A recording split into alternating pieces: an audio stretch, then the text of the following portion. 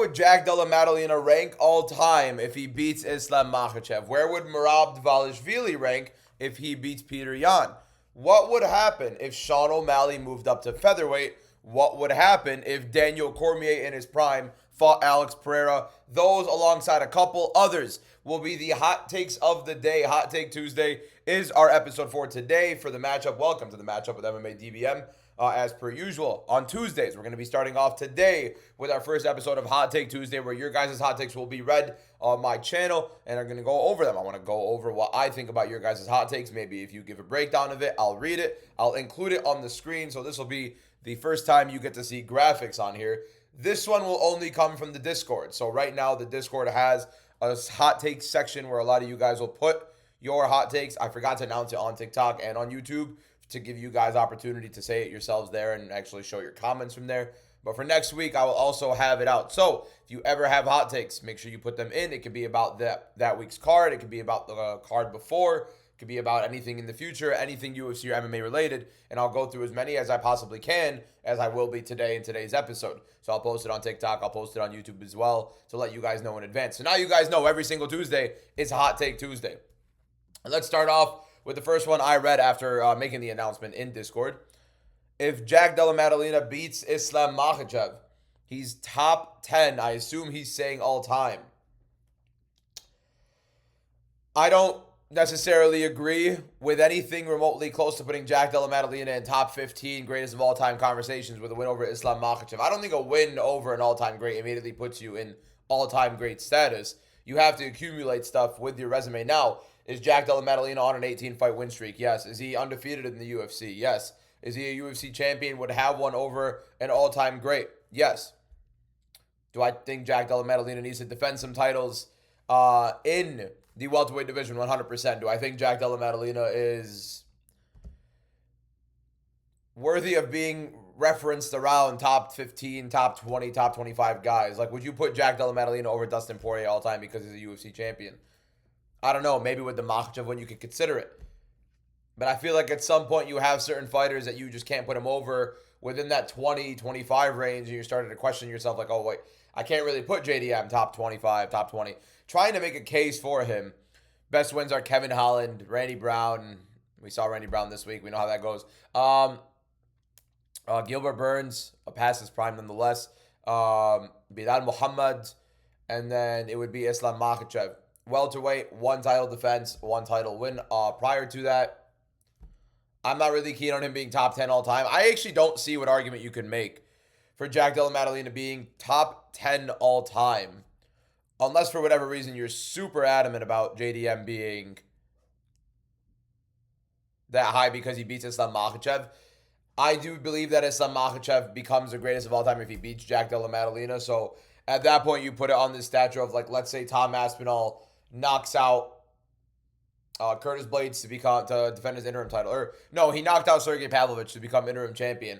Let's say he knocked out John Jones immediately after. Did that make Tom Aspinall top 10 all time? I don't think anybody in their right mind would put that near it. JDM being top 10 all time. I don't think all time conversations come anywhere near Jack Della Maddalena if he beats Islam Makhachev. They start up because those guy's a 29-year-old. We just saw him come in on short notice, win the title, and now he just beat one of the greatest of all time as an underdog, defending his title, and he has a list of welterweights ahead of him where I don't see how anybody can be better than Islam Makhachev and give Jack this trouble. Now you start thinking, how long is Jack going to be winning for? How long does his win streak extend to? How long does his UFC win streak extend to?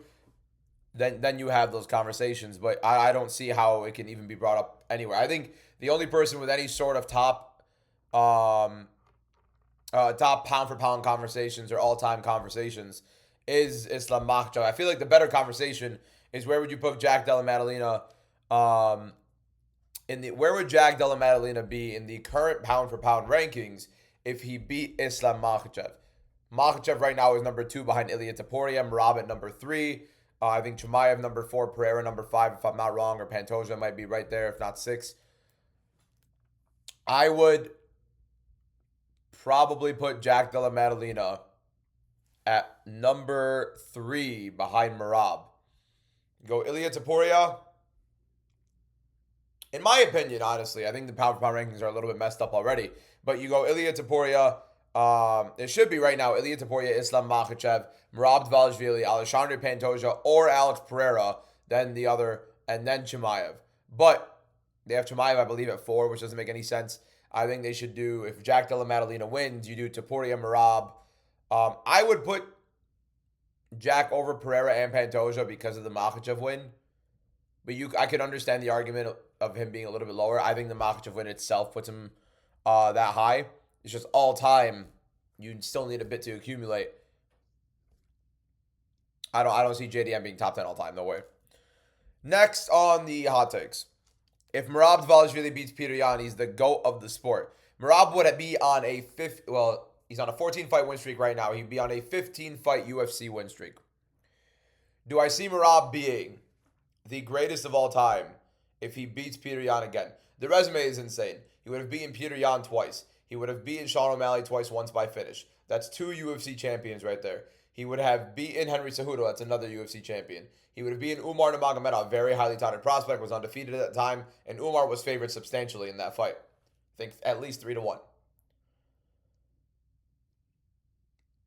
The win streak Merab is on and the level of competition he has and the performances he has against that level of competition, I think he's a lot higher on these all-time lists than people want to give him credit for. I put Merab around 7. I could see him beating Peter Yan and being top.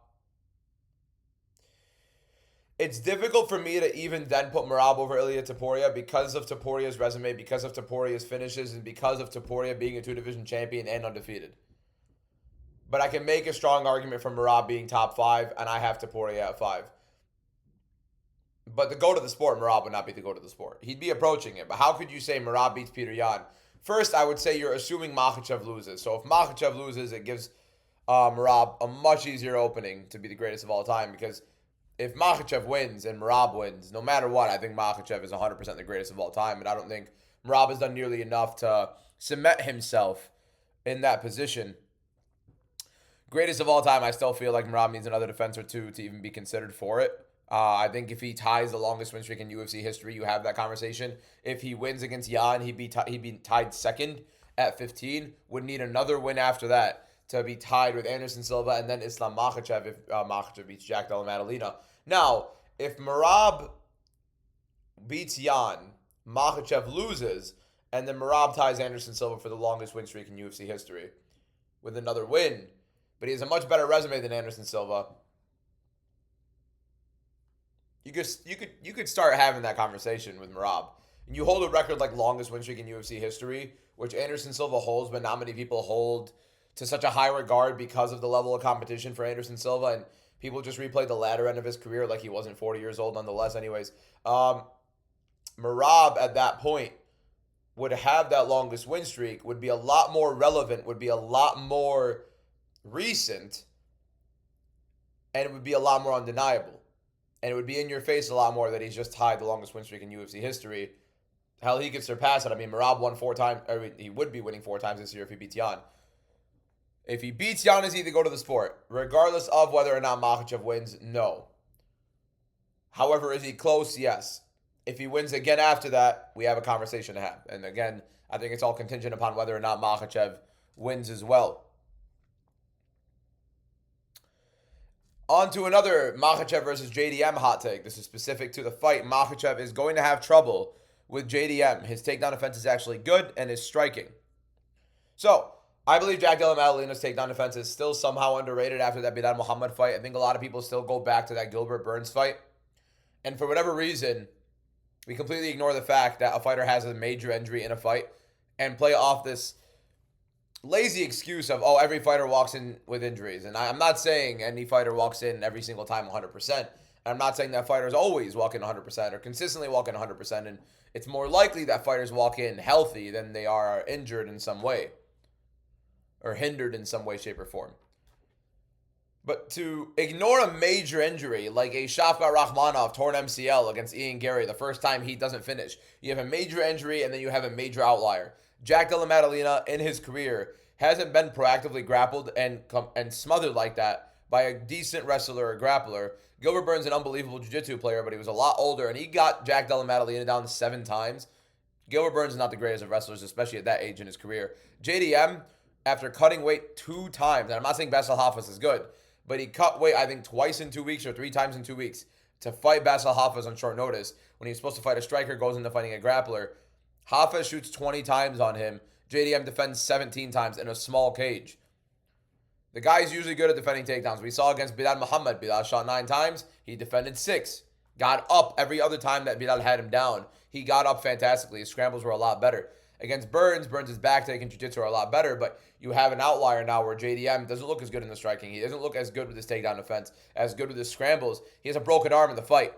That major injury and then an outlier fight, that's something to take note of. Same thing with Shafkat Rahmanov when he got hurt against Ian Gary. It's the first fight he did not finish. All of a sudden, people undermine him. Keep in mind, he won the fight handedly. Everybody knew he won either 3-2 or 4-1. There was one moment Ian Gary had where he took his back. Shafkat defended the choke, defended the position, reversed it, got up. But all of a sudden, everybody ignores Shafkat. These major injuries like Jack had against Gilbert Burns is important. Do I think Jack's takedown defense is better? I don't think this is too hot of a take, to be honest. I think Makhachev will have trouble. I think maybe there are a lot of people who believe in Makhachev to win this fight, think he will have no trouble in the fight with the grappling. And then the striking. I think Makhachev's striking is subpar. I think his boxing is actually very, very poor. I think JDM is the style you'd want to beat Makhachev in a fight. If you were to craft a fighter to beat Makhachev, it'd be a pressure boxer moving forward. To close the gap and to keep Makhachev at bay, make sure they are dictating the pace. They are dictating where this fight is fought at the distance they want. And I think Jack Della Maddalena is the exact fighter to do so, with good scrambles, giving up his back as opposed to front chokes, which is what Makhachev prefers. He prefers the front choke as opposed to the back. I think JDM's camp is tailored to this. So I do think Makhachev's going to have a lot of trouble with it. I wouldn't say this is the hottest take overall, but I think it's correct. I wouldn't say it's a hot take. But maybe some people do believe that Makhachev won't struggle as much. On to the next. This one, not UFC 322 related. Sean O'Malley will become featherweight champion if he moves up. I don't know where the phenomenon of Sean O'Malley moving up came from, because he lost to Merab twice. Think it's a lot of fans want to see him win, and a lot of fans want to see him become champion, and a lot of his fans are now completely losing hope in him beating Merab. I need to, first of all, lay it out this way. Before we get into the conversation of the hot take stating that he'd become featherweight champion, good Lord, no, he would not. He fought Merab twice. It was 3-2 the first time. Pretty competitive. The second time, he was like defending takedowns a little bit better, moving a little bit better. But he fought worse. He did less offensively. He fought a little bit more timid, a lot more worried about the takedown. Was accepting back foot way more often. I mean, he was pressuring Merab at points in that first fight.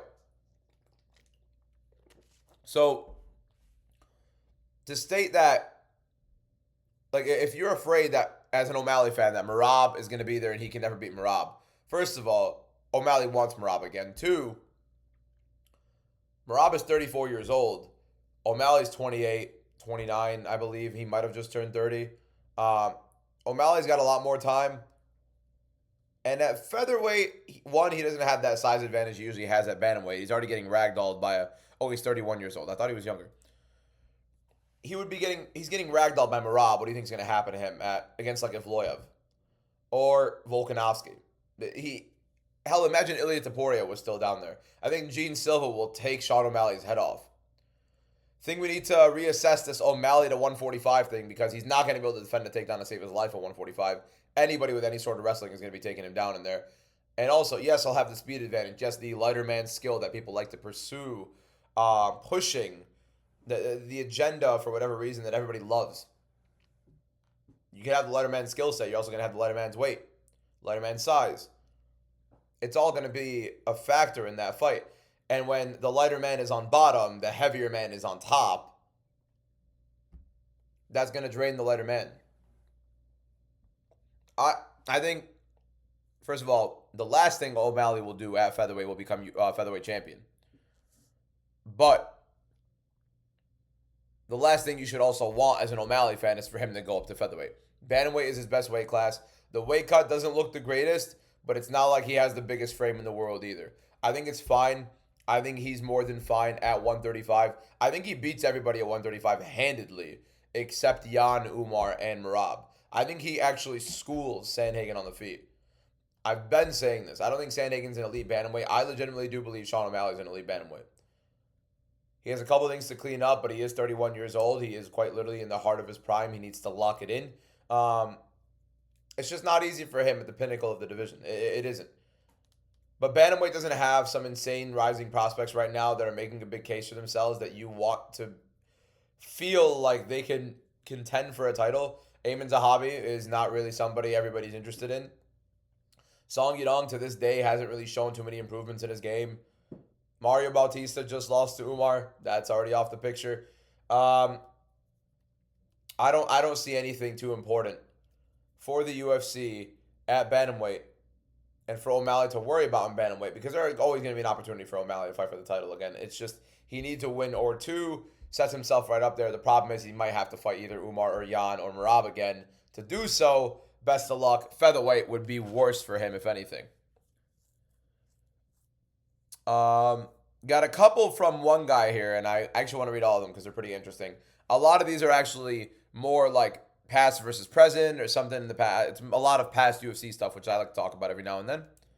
By the way, the hot takes videos and episodes will not necessarily always be 30 minutes. It's contingent upon the hot takes, if they're good, how the conversation is, how relevant we're going into them. Light heavyweight Daniel Cormier, this is his first one. Light heavyweight Daniel Cormier in his prime, which he referenced the Rumble Johnson fight as Daniel Cormier's prime, would get decimated by Poatan. So he's stating that Alex Pereira at 205 would beat Daniel Cormier in his prime at 205. Completely disagree.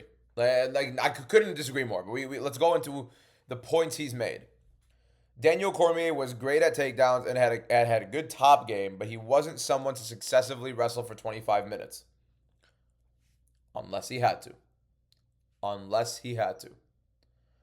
And if Daniel Cormier, before I read the rest of his stuff, well, actually, let me finish that sentence. He frequently got stood up due to not being able to finish the fight on the ground.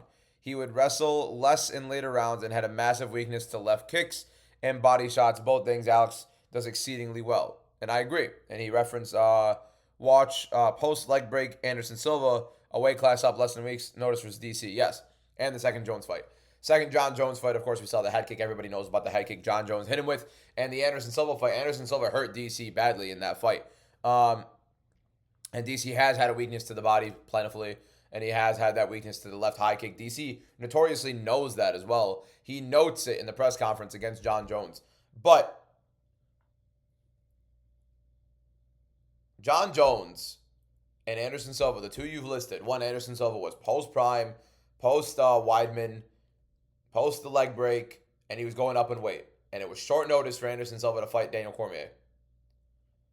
That's something to consider because, one, Daniel Cormier probably felt like he could stand on the feet with him. He's a lot bigger. Silva's a lot older, a lot slower. He's watched Anderson Silva suffer these injuries. It's a different mindset at that point. John Jones, at the same time, John Jones is a wrestler. He is an all-time wrestler. That's another guy that's not going to be easy to wrestle. And yes, Daniel Cormier has gotten stood up multiple times before. And yes, he isn't necessarily the greatest at getting a finish on the ground. But when you face a guy with quite literally nothing on the mat like Alex Pereira, with such little experience on the mat, such little experience in the wrestling against Daniel Cormier, the fight is a single leg away from Alex Pereira getting his head elbowed through the canvas. I think Cormier positionally would be way better against Alex Pereira than most of the guys he fought at 205.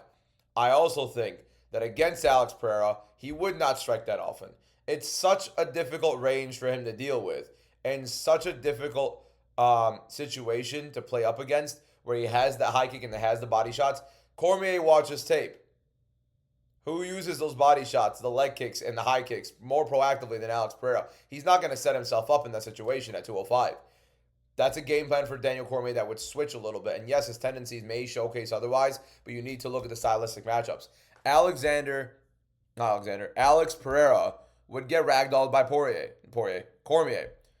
Daniel Cormier would body lock ride him as much as he wants to, let go of one hand, start hammering him on the next. He'd probably get it against the cage, use the cage to kind of play off of it. I don't see how Alex Pereira stops the takedown. I can definitely see how Daniel Cormier mitigates the striking of Alex Pereira, makes him think about the takedown a little bit too much for him to start worrying about all that. Let's go to the second one. Prime Luke Rockhold in Strikeforce is the highest skilled middleweight of all time and beats any middleweight in history. I think Rockhold's boxing was pretty subpar. I think Rockhold's boxing defense was pretty subpar. I think his kicks were insane. I think he's very fluid. I think he was very athletic. I think it's the one thing with Rockhold you could say. I think we're mixing skilled middleweight of all time with athletic, I would probably say.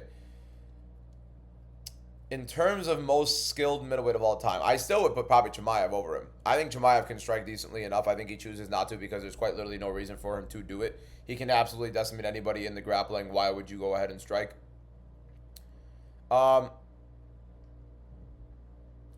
I honestly don't think it's far-fetched to say Rockhold is the most skilled all-time middleweight. I mean, if I'm trying to go down the middleweight lineage, even of champions or just rankings right now, rankings prior, greatest, most skilled middleweight of all time, very possible. Would he beat any middleweight in history?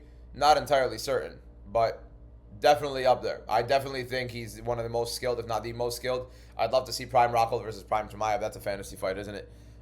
We've seen them actually roll with each other on the mats. There's like this version of Luke versus kind of like a Prime version of Chimaev.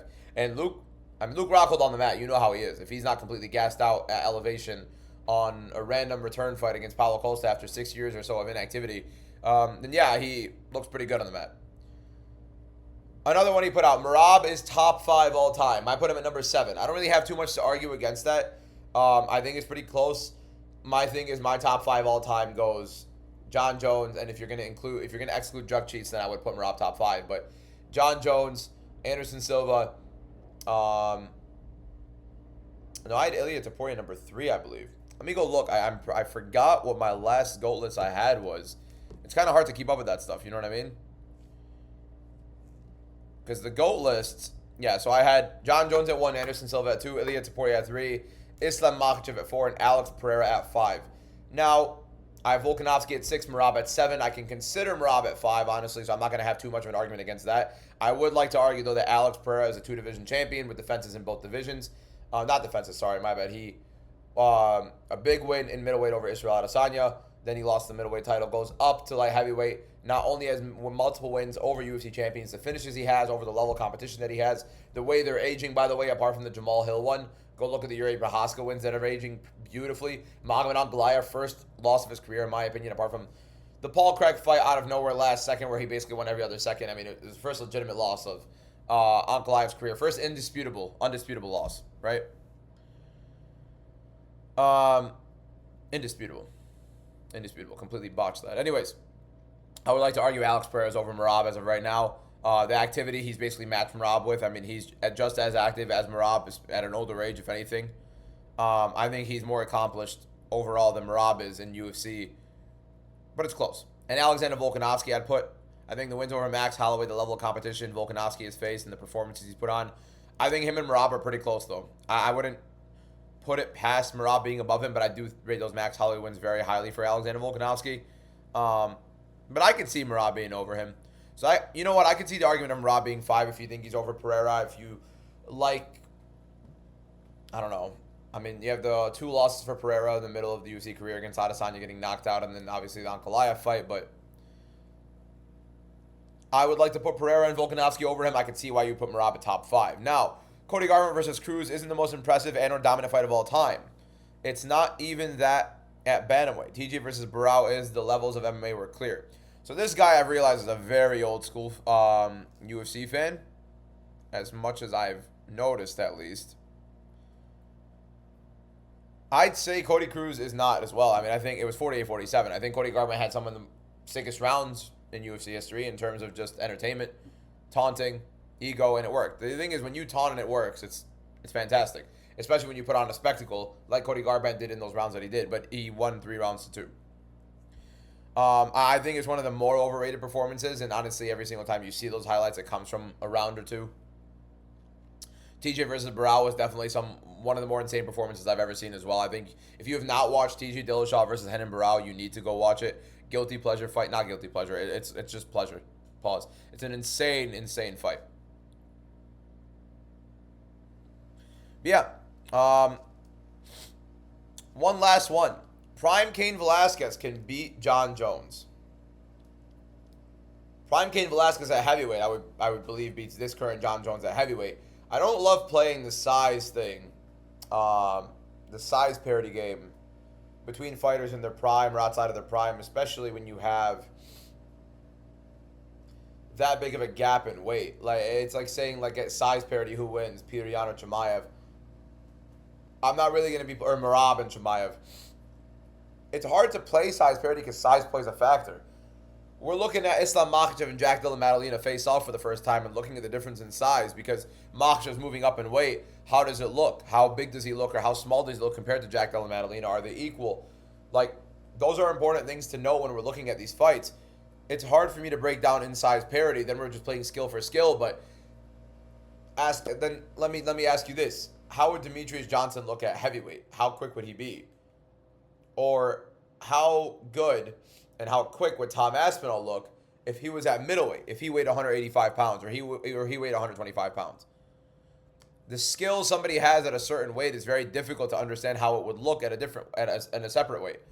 You can kind of judge it based off other guys in their weight. Tom Aspinall is the quickest heavyweight in the world right now. You would probably assume he'd be quicker than every other heavyweight at middleweight, at lightweight, etc. But you can't really judge whether or not Tom Aspinall would be quicker at middleweight than Chimaev would be because you don't know how Aspinall would look. Or if you were to play them in between where like you go Aspinall down to 205, Chimaev up to 205, who's quicker? You don't know. You can't play with a size parity game. I don't think it makes any sense. I don't like entertaining it too much. Prime Cain Velasquez as a heavyweight beats this current version of John Jones or the last version of John Jones at heavyweight. The best heavyweight version of John Jones that we have seen, whether you want to say it's the Cyril Gahn fight or the Stephen Miocic fight, or right now, I guess, which would be delusional, but nonetheless. At 205, John Jones, like, the problem is we have the size advantage John Jones has at 205 comparatively, losing it at 265 pounds at heavyweight. I think Velasquez is one of the more skilled heavyweights we've seen all time. I can't necessarily agree with Velasquez being able to beat John Jones. Or no, I mean, I would say probably at heavyweight, yes, but you don't know. I can't make an argument with that. Now, another person let's go back to the Sean O'Malley versus Volkanovski one because I want to touch on it because this person who said that Sean O'Malley would win against Volkanovski at featherweight, would become featherweight champion. One, he wouldn't get an immediate title shot. He'd have to fight one of the contenders, which Sean O'Malley could beat Yair Rodriguez. I mean, he knocked out Aljamain Sterling. Not entirely certain he'd do that again at 145. I think Aljo would strangle him to death. I'm trying to think of anybody else that you could put.